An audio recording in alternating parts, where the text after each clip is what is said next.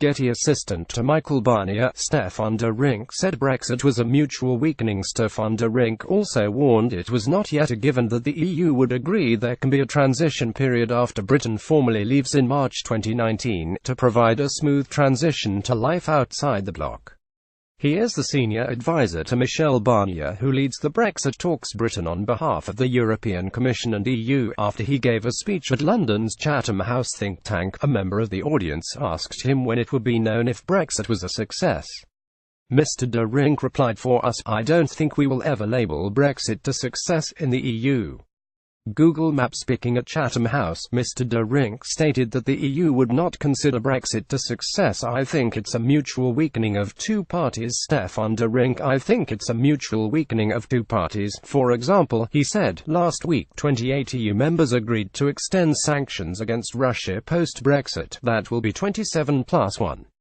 It can work, but it won't be as easy as today under a common framework. Economically, for us, Brexit is a lose-lose situation. Trade deal talks with Britain, therefore, would not be like the EU's with Japan, which were about adding value for both sides. It's how do we minimize losses economically on both sides, because no matter how you turn Brexit and what it means, there will be barriers that don't exist today in terms of the UK-EU relationship, no matter how ambitious the free trade agreement may be." Mr. De Rynck appeared to diverge from his boss Mr. Barnier's claim that Britain could not expect its own tailored trade deal.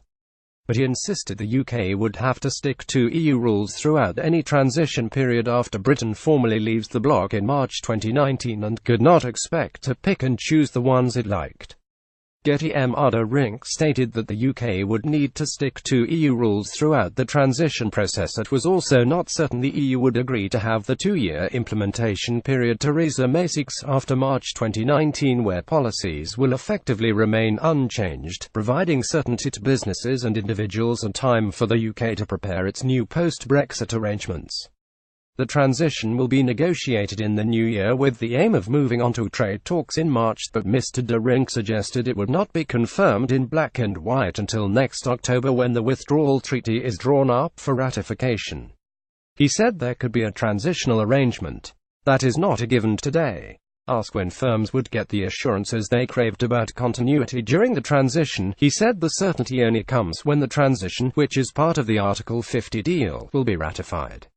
Friday, December 8, 2017. Here is the 15-page Brexit deal in full. "I know this is very uncomfortable. We meet stakeholders who say we have contingency planning. What do we do? And of course, it's a cost.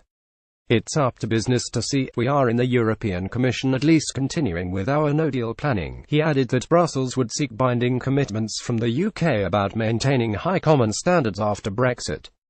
Simple trust that the UK would maintain standards at EU level after leaving the single market was not enough glue to keep the system together, he said.